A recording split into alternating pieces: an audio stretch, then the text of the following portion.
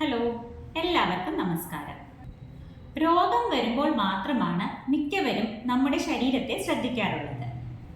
എന്നാൽ ദിനംപ്രതി നമ്മൾ ചെയ്യുന്ന ചെറിയ ചെറിയ ശീലങ്ങളാണ് നമ്മുടെ ആരോഗ്യത്തെ നശിപ്പിക്കുന്നത്. ഇന്ന് ഈ ശീലങ്ങളെക്കുറിച്ച് സംസാരിക്കാം. ഞാൻ ഡോക്ടർ ശ്രീലക്ഷ്മി VS. അതിൽ ആദ്യത്തെ ശീലമാണ് പ്രഭാത ഭക്ഷണം ഒഴിവാക്കുന്നത്. അത്താഴം കഴിഞ്ഞ് രാത്രി കിടക്കുമ്പോൾ നമ്മുടെ ശരീരത്തിൻ്റെയും ബ്രെയിനിൻ്റെയും ഫംഗ്ഷനു വേണ്ടി മുന്നേ കഴിച്ച ആഹാരത്തിൽ നിന്നും സ്റ്റോർ ചെയ്ത ഗ്ലൂക്കോസാണ് ശരീരം ഉപയോഗിക്കുന്നത്. രാവിലെ ആകുമ്പോഴേക്കും ഈ സ്റ്റോർ ചെയ്ത ഗ്ലൂക്കോസിൻ്റെ അളവ് കുറയുന്നു. ബ്രേക്ക്ഫാസ്റ്റ് സ്കിപ്പ് ചെയ്യുമ്പോൾ നമ്മുടെ ബ്രെയിനിൻ്റെ ഫംഗ്ഷന് വേണ്ടുന്ന ഗ്ലൂക്കോസ് ആവശ്യത്തിനില്ലാതെ വരികയും ഇത് ക്ഷീണത്തിനും ഓർമ്മക്കുറവിനും കോൺസെൻട്രേറ്റ് ചെയ്യാൻ പറ്റാത്ത അവസ്ഥയ്ക്കും കാരണമാകുന്നു.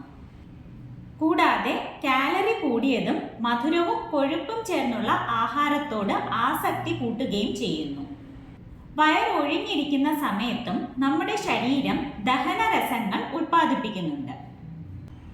ആഹാരം സ്കിപ്പ് ചെയ്യുമ്പോൾ ഈ ഡൈജസ്റ്റീവ് ജ്യൂസ് ശരീരത്തിൽ കൂടി അത് പുളിച്ച് തികട്ടൽ, ഡൈജസ്റ്റീവ് ഇഷ്യൂസ് തുടങ്ങിയ പ്രശ്നങ്ങൾ ഉണ്ടാക്കുന്നു. നിത്യവും ബ്രേക്ക്ഫാസ്റ്റ് ഒഴിവാക്കുന്നത് ഹൃദ്രോഗങ്ങൾ, ടൈപ്പ് 2 ഡയബറ്റീസ്, വെയിറ്റ് ഗെയിൻ ഇവയ്ക്കും കാരണമാകുന്നു. ഇനി മറ്റൊരു ശീലമാണ് ദീർഘനേരം ഇരിക്കുന്നത്. വളരെയധികം ആളുകൾ മണിക്കൂറുകളോളം ഒരേ നിലയിൽ ഇരുന്ന് ജോലി ചെയ്യുന്നവരാണ്.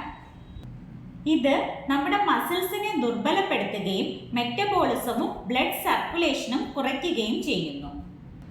ദീർഘനേരം ഇരിക്കുന്നത് പോസ്റ്റൽ ഡിഫെക്ട്സിനും കഴുത്തിനും നടുവിനും ഉണ്ടാകുന്ന വേദനകൾക്കും ടൈപ്പ് 2 ഡയബറ്റീസിനും ഹൃദ്രോഗങ്ങൾക്കും കാരണമാകുന്നു.